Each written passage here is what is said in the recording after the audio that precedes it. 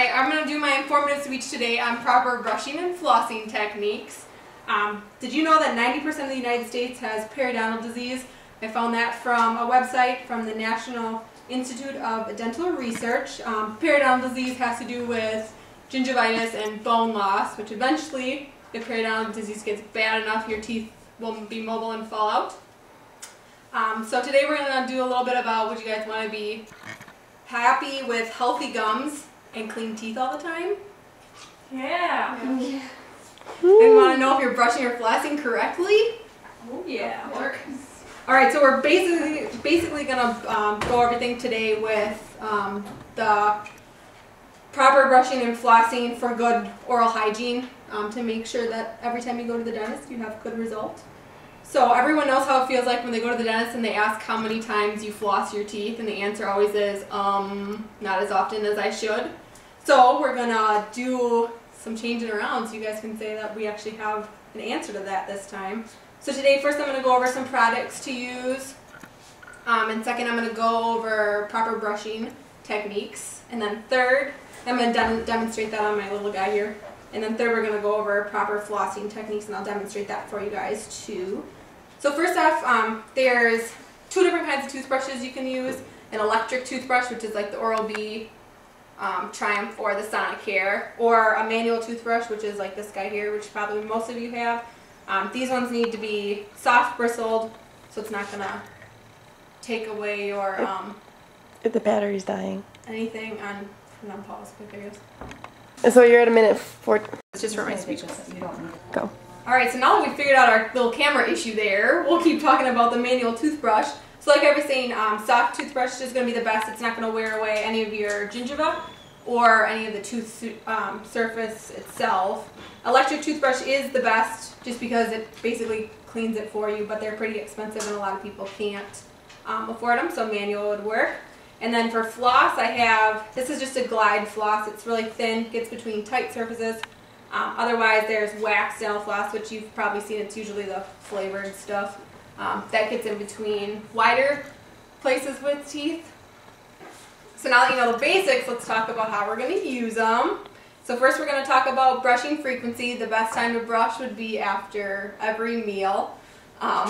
So that would be the best, but most people don't have time to fit that into their schedule. So the most important time to brush is at night, because during the nighttime your mouth is closed most of the time and it's a dark, warm spot for bacteria to grow.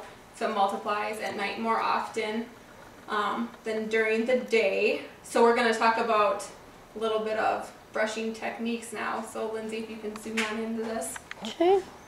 Alright, so here I have, this is the lower teeth. So what you're going to want to do when you brush is angle your toothbrush towards the gum line a little bit, and then just kind of make little circles all the way along.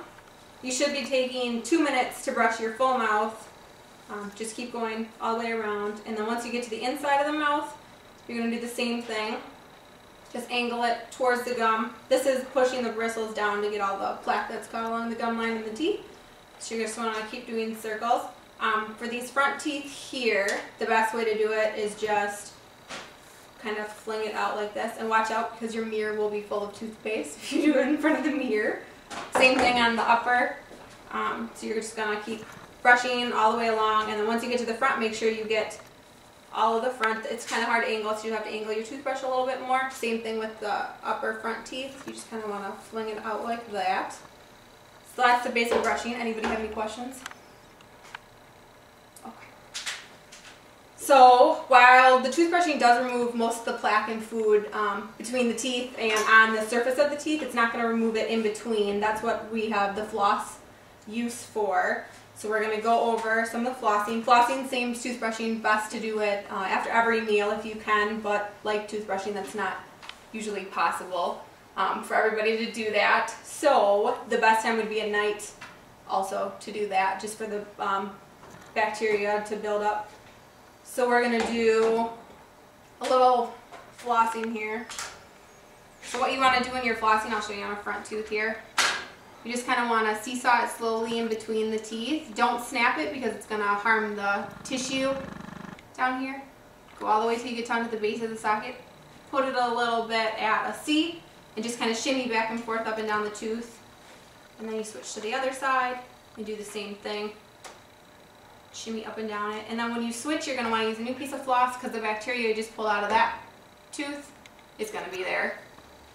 So there's the brushing technique or flossing techniques on there. It's not we've gone over that. We can recap. So you know the proper products used, you know the proper brushing, and you know the proper flossing. So let's hope next time you go to your dentist, you're all going to have something to say about good brushing and flossing.